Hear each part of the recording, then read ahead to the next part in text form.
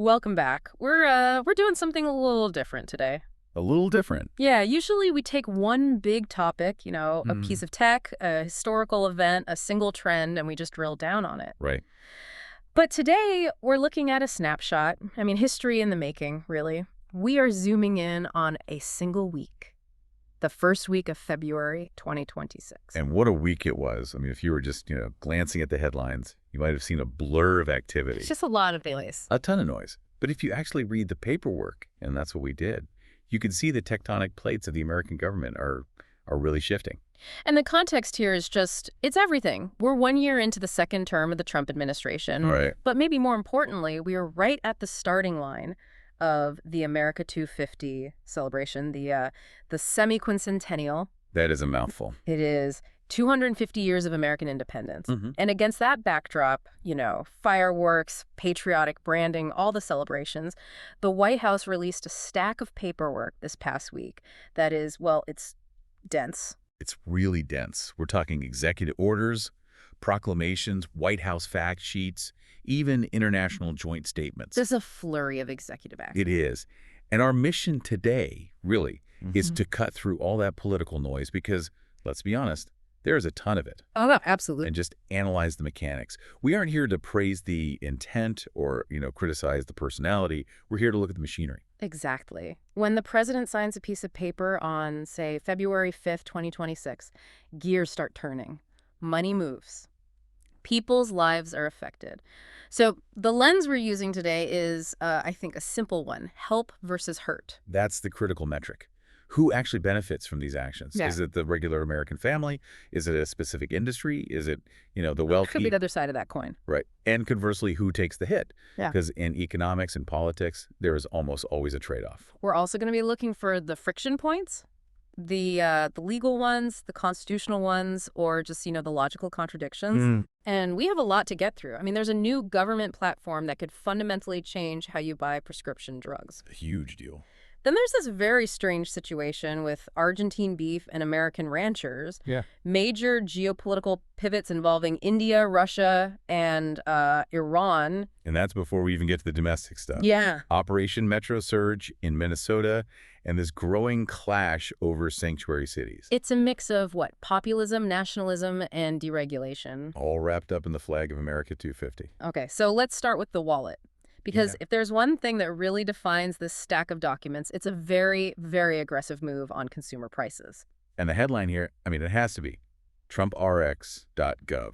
This feels like something out of a sci-fi novel, or at least a very different kind of political playbook. On February 5th, the administration officially launched this website. TrumpRx.gov. And it's not just an informational portal, where you go to read about health tips or something. It is an active marketplace. It is. And the claim attached to this launch is it's massive. The fact sheet explicitly states this is about delivering most favored nation pricing, or MFN, to American patients. Okay, so let's unpack that phrase, most favored nation.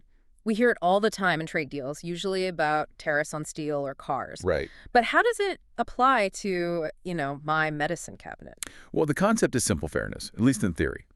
For decades, pharmaceutical companies, many of them American, based right here in New Jersey or Massachusetts, have sold the exact same drug to France or Japan or Canada for a fraction of what they charge in the United States. Because their governments negotiate prices. They have price controls. Exactly. They have single-payer systems or Yeah. really strict price control boards. So the pharma companies, they've always argued that they need those higher U.S. prices to fund research and development. The classic argument. The classic argument. They basically say the American consumer is subsidizing the world's medicine. The MFN policy just flips that entire table over. It demands that these companies sell to Americans at the lowest price they offer to any other developed nation, period. So if they sell a pen of insulin to the German government for, say, $25, they can't turn around and charge a guy in Ohio $300 for it anymore. Precisely. And the numbers laid out in this fact sheet, they are just staggering. We're not talking about a 10% coupon here or a rebate card you have to mail in and wait 6 months for. Yeah. Let's just look at the weight loss and diabetes drugs. Ozempic, Wegovy. These have been Absolute budget busters for millions of American families over the last few years. Oh, for sure. You hear stories about it all the time. Right. So the injectable Ozempic, for instance, the fact sheet says the monthly price is dropping from over $1,000, $1,028, to be exact, down to an average of $350 a month. Wait, from over 1,000 to 350? And potentially as low as $199. That is an 80% reduction. It is. And for the Wegovy pill, it says it's dropping to as low as $149.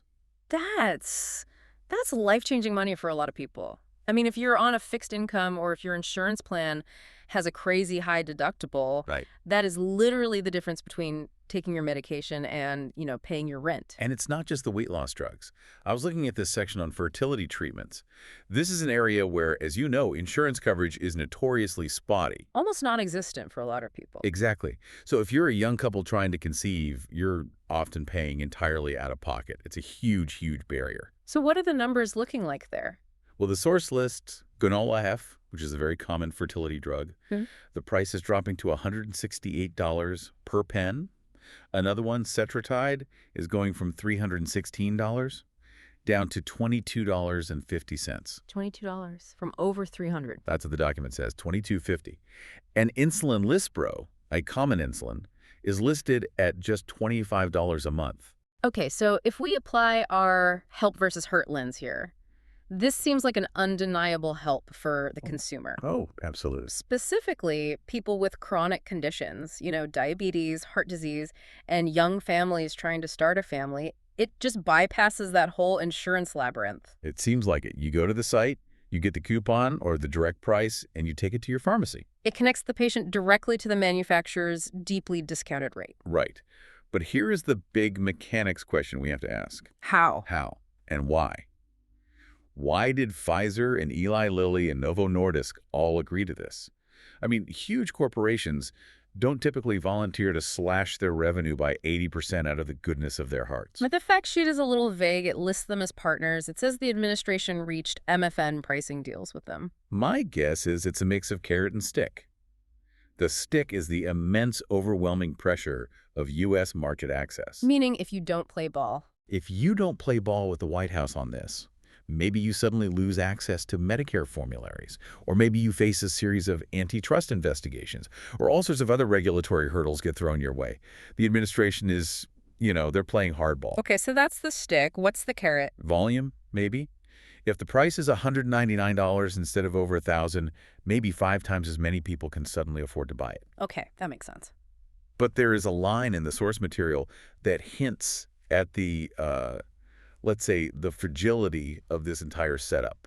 You mean the part about the great healthcare plan? Exactly. Yeah. The fact sheet says, that I'm quoting here, that the president is calling on Congress to pass the great healthcare plan to codify this. To make it permanent law. Right, which strongly suggests that right now, TrumpRx.gov is operating on, executive authority and these voluntary agreements with the drug companies. Which means it could be temporary. It means that without Congress actually passing a law, a future administration could just undo it with the stroke of a pen. Or the drug companies could just walk away if the political pressure eases up. It's a fragile victory to the consumer, for sure, but a victory nonetheless, at least in the short term. And there's another layer here about who it hurts. The fact sheet explicitly, and I mean explicitly, mentions holding big insurance companies accountable. That's the disruption. That's the real disruption here. If I can buy my insulin for $25 on a government website, why am I paying hundreds of dollars in premiums to an insurance company that's going to charge me a $50 copay for the same thing? Right. It effectively turns the government into a marketplace facilitator that just completely undercuts the traditional insurance model, at least for these specific drugs. So to sum it up, help the little guy, the patient, hurt the insurance middlemen, and obviously the pharmaceutical giants' profit margins. It is a very, very populist economic move. It completely ignores that sort of free market purism that says the government shouldn't be in the business of selling drugs in favor of direct intervention to lower costs for people. Speaking of populism and prices, let's move from the pharmacy to the grocery store. Okay. Because there's a proclamation here regarding beef that is, well, it's a bit of a head-scratcher if you just read the title. Ensuring affordable beef for the American consumer. Sounds great. I mean, who doesn't want affordable burgers? But when you dig into the details, there's this fascinating tension between the America First rhetoric we usually hear and the economic reality of what this order actually does. Yeah, the proclamation lays out a crisis, basically. It says we have record low cattle herds in the U.S., 86.2 million head, That's the lowest since they started tracking the number. the lowest ever. So what happened? Why is the herd so small? It's a perfect storm, really. You had years of drought in Texas, Oklahoma, and Kansas, which just dried up all the grazing land. And you had major wildfires. And then, to top it all off, a screwworm outbreak in Mexico.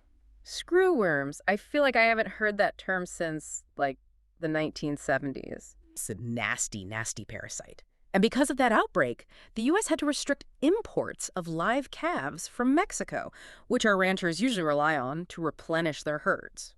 So supply's way down. Way down. And basic economics tells us when supply is down. Prices go way up. The source here says ground beef hit an all-time high of $6.69 a pound back in December of 25. $6.69. Wow. So what does the president do? What's his solution?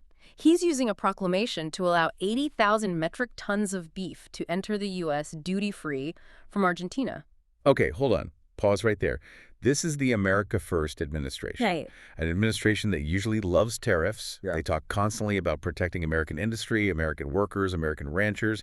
But here, they are removing duties to make it easier to import foreign beef. And not just any beef, specifically lean beef trimmings. That sounds appetizing. It does, doesn't it? But it's actually the industry standard for making ground beef, U.S. cattle, because they're heavily grain-fed to get that beautiful marbling we all love in a steak. Right. They tend to be a lot fattier. So to make the 80-20 or 90-10 ground beef you buy at the store, the big meat processors have to mix that fatty domestic beef with lean beef. To get the ratio right. Exactly. And usually, we import a lot of that lean beef to get the ratio right. This order just opens the floodgates for Argentine lean beef, all to keep the price of hamburger meat from skyrocketing. This is where my deceptive wording alarm bells start ringing a little bit. The fact sheet that came with this is titled Supporting Our Ranchers. It talks about how the administration is prioritizing the American rancher, but isn't bringing in 80,000 tons of duty-free foreign competition the literal opposite of protecting the domestic producer. That is the classic tension of economic populism. It's a textbook example. You have two constituencies that you want to please. The producer, in this case the rancher, and the consumer, which is the voter buying dinner for their family. And you can't always please both. You can't. And in this case, the administration clearly chose the consumer. They are fighting inflation above all else. So it helps the family buying groceries, it helps the fast food chains who desperately need cheap beef to keep the dollar menu alive. Absolutely.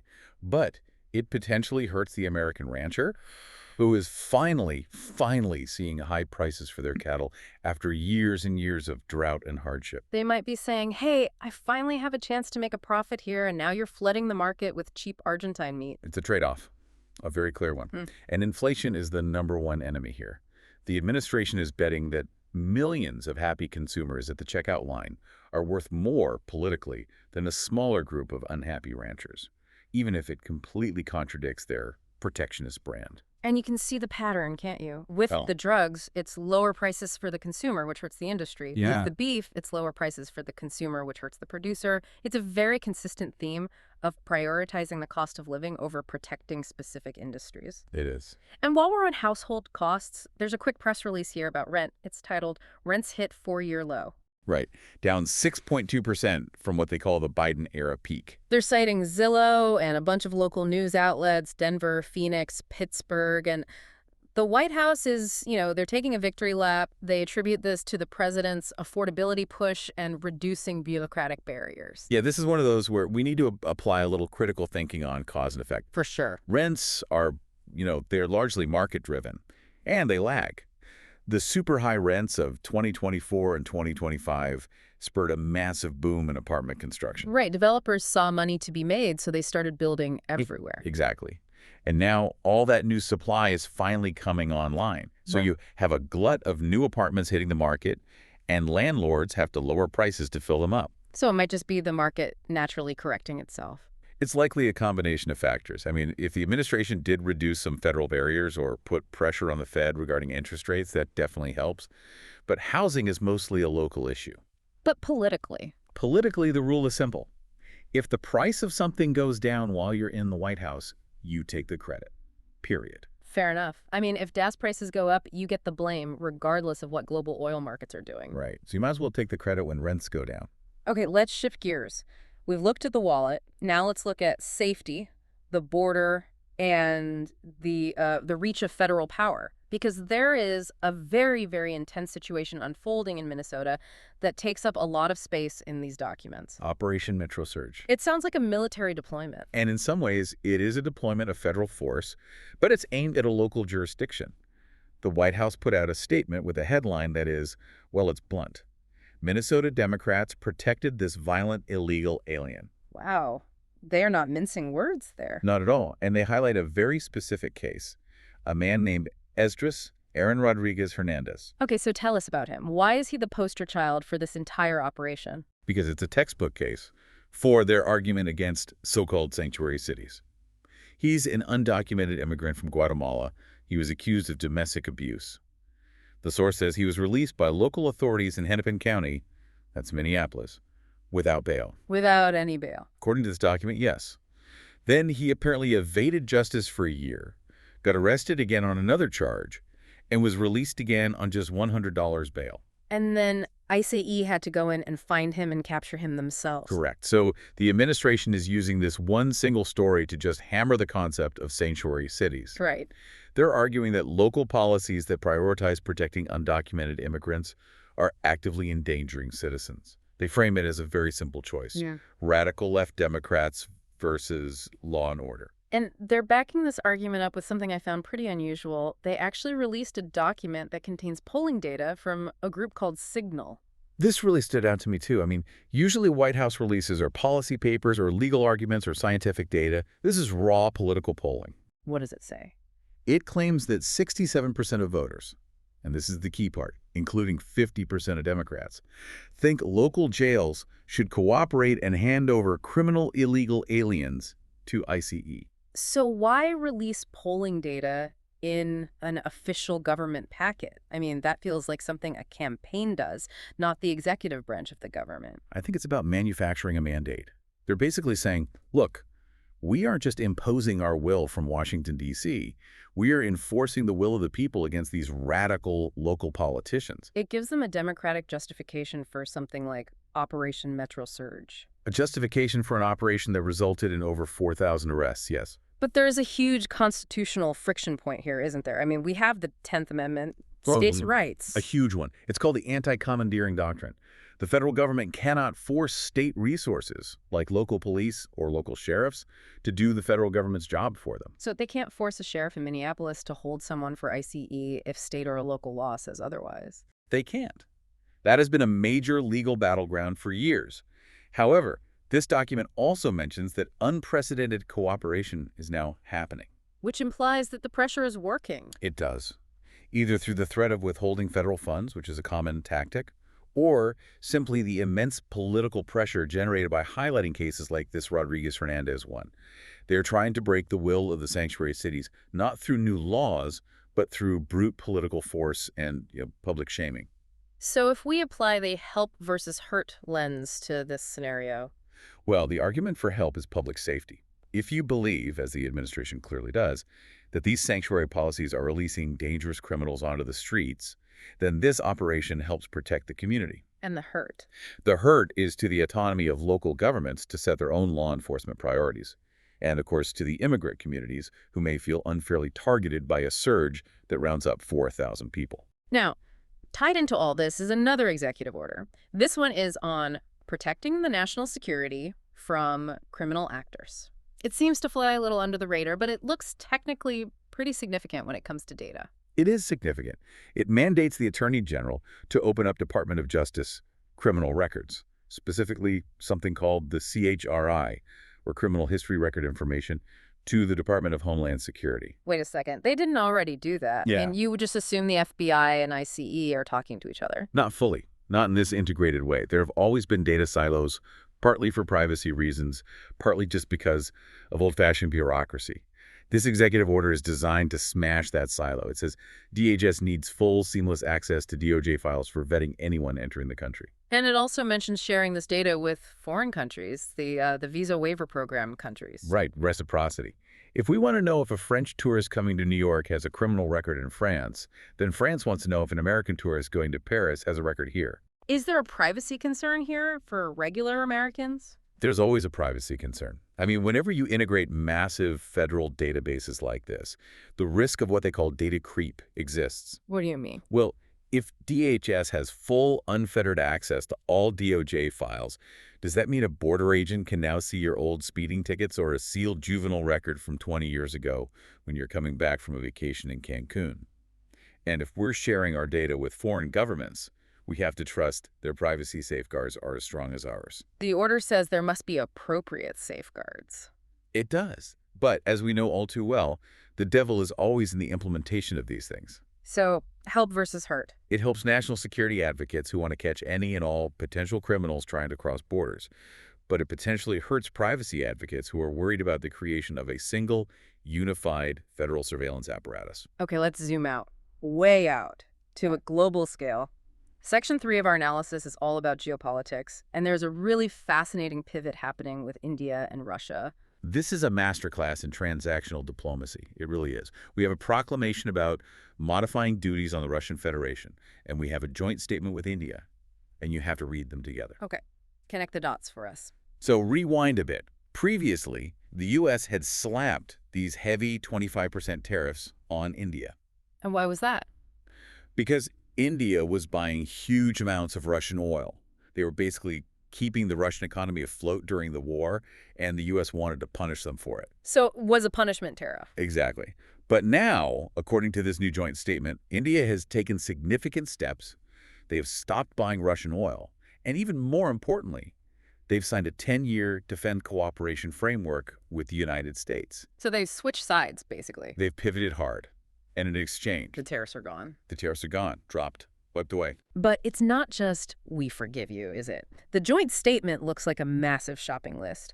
It says India intends to purchase $500 billion, that's billion with a B in U.S. energy, aircraft, and technology over the next 5 years. It's a huge deal. Mm. And on top of that, India is lowering their own tariffs on U.S. products like chickpeas, lentils, and, interestingly, medical devices. Chickpeas and fighter jets. It's kind of an odd mix. It sounds funny, but if you're an American farmer in the Midwest growing lentils and chickpeas, this is a massive win. If you're a Boeing worker in Washington State, this is a massive win.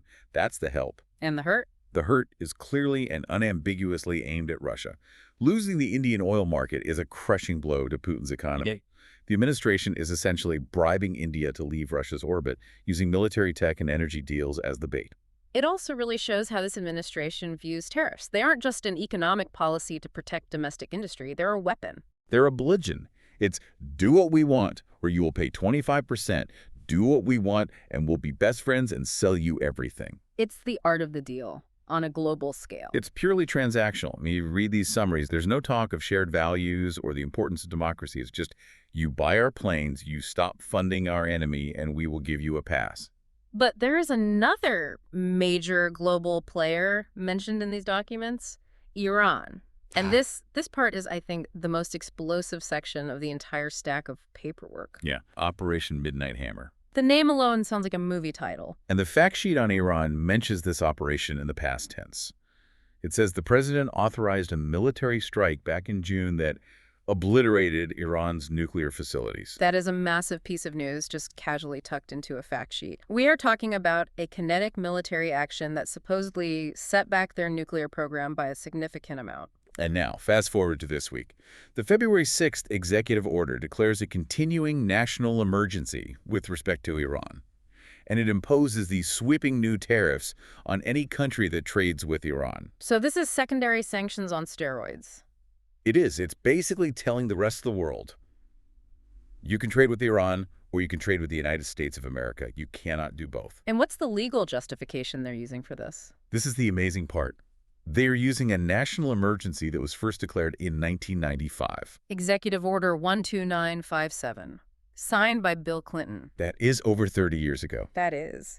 That's wild. We are running current Aggressive foreign policy based on a state of emergency that was declared before the internet was really a thing for most people. It just goes to show you the permanence of the state of emergency. Once they're declared, they rarely go away. And presidents, I mean, all presidents, love these powers. It allows them to completely bypass Congress to impose tariffs and sanctions whenever they want. So it's effective, but constitutionally, it means we've been in a temporary state of emergency regarding Iran for 3 decades. Pretty much, yeah. So the net effect here is the further economic isolation of Iran. And higher costs and massive headaches for any country that was trying to, play the middle ground.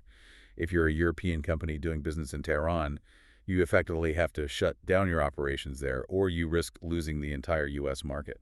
And there's also a new strategy document on weapons sales, the America First Arms Transfer Strategy. This is a really interesting shift in philosophy. Usually the U.S. sells arms for diplomatic influence or for regional security, to help an ally defend themselves. Right.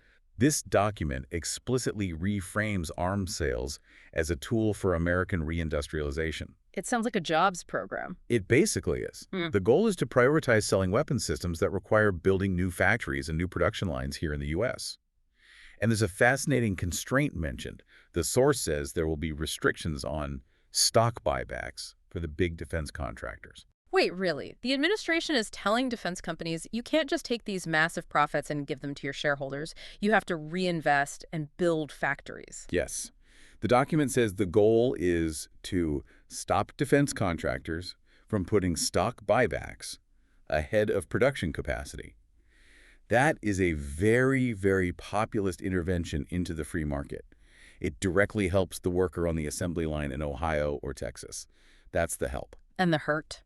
I suppose it might hurt the short-term shareholder of a Lockheed Martin or a Raytheon who was hoping for that bigger dividend or that stock price bump. But let's be real, they're getting billions and billions in new contracts, so they're probably not going to complain too loudly. So it's industrial policy, but it's disguised as national security policy. Precisely. Okay, let's move to the final section for today, the culture wars. Because you can't have a stack of Trump administration paperwork without at least some cultural signaling. And some of this is, I would argue, more than just signaling. It's about actively reversing the legacy of the previous administration and setting new hard boundaries. Let's start with the ocean.